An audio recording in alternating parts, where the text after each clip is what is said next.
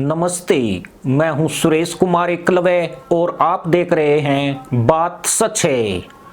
जुल्फिकार अली भुट्टो का वह ख्वाब हकीकत में बदल गया है जब उन्होंने कहा था कि घास की रोटी खाएंगे मगर परमाणु बम बनाएंगे।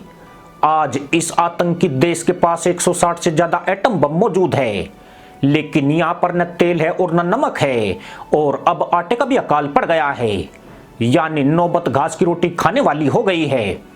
भारत ने इस देश पर दो सर्जिकल स्ट्राइक कर दी, मगर उन एटम बम का कोई फायदा नहीं हुआ है जिन्हें भारत को डराने के लिए बनाया गया था।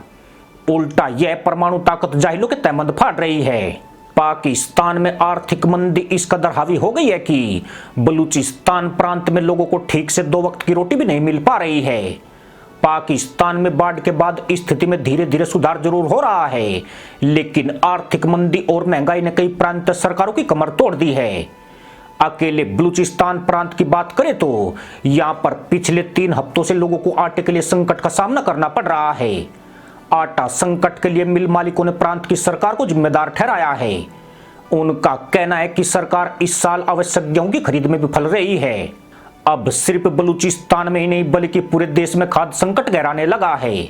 देश के 1/3 हिस्से के बाढ़ग्रस्त होने के बाद स्थिति कहीं ज्यादा गंभीर हो गई है।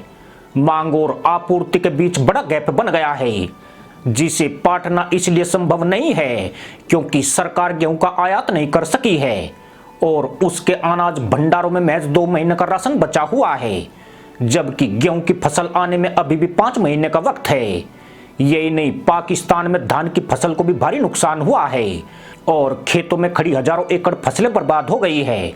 देश में आटे की किल्लत ने कोहराम मचाया हुआ है। गेहूं और आटे की कीमतों में 15 से 25% तक की बढ़ोतरी हो गई है। बाढ़ की चपेट में आए बलूचिस्तान में आटे का 20 किलो का एक बैग 2380 रुपए से 2500 रुपए तक पहुंच गया है। इसके अलावा आसमान छूती कीमतों के कारण प्रांत की अधिकांश दुकानों में आटा उपलब्ध नहीं है। 15 सितंबर को आटे की कीमतों में 7.5% की बढ़ोतरी हुई थी और यह 106 रुपए 38 पैसे पर आ गया था, जबकि इससे पहले यह आंकड़ा 98 रुपए 90 पैसे के करीब था। कराची में आटे की कीमत 120 से 125 रुपए किलो को पार कर गई है। अगर गेहूं की बात करें तो 14% बढ़ोतरी के साथ यह 88 रुपए प्रति किलो हो गया है। पिछले सप्ताह यह 77 रुपए 42 पैसे किलो बिक रहा था। पाकिस्तान में करीब 3 दशक बाद आई खतरनाक बाढ़ की वजह से फसलों की बहुत बर्बादी हुई है। बाढ़ की वजह से पूरे देश में सब्जियों की कमी हो गई है। इस बाढ़ की चपेट में सबसे ज्यादा दक्षिण में बलूचिस्तान, खैबर पख्तूनख्वा और सिंध प्रांत आए हैं और यहीं पर हालात बेकाबू हो रहे हैं। हिंदुस्तान न्यूज एंड टिप्स पर कल हमने एक रिपोर्ट दिखाई थी जिसमें मदरसा मुल्क में नमक की भारी कमी से हाहाकार मचा हुआ है। 44 रुपए किलो बिकने वाला नमक अब 60 रुपए किलो से भी ऊपर पहुंच गया है और बड़ी कीमतों के कारण अब यह भी दुकानों पर उपलब्ध नहीं है। अब आटे के बहरान ने जनता को हलकान कर दिया है। आटे का संकट पूरे देश को अपनी चपेट में लेने लगा है।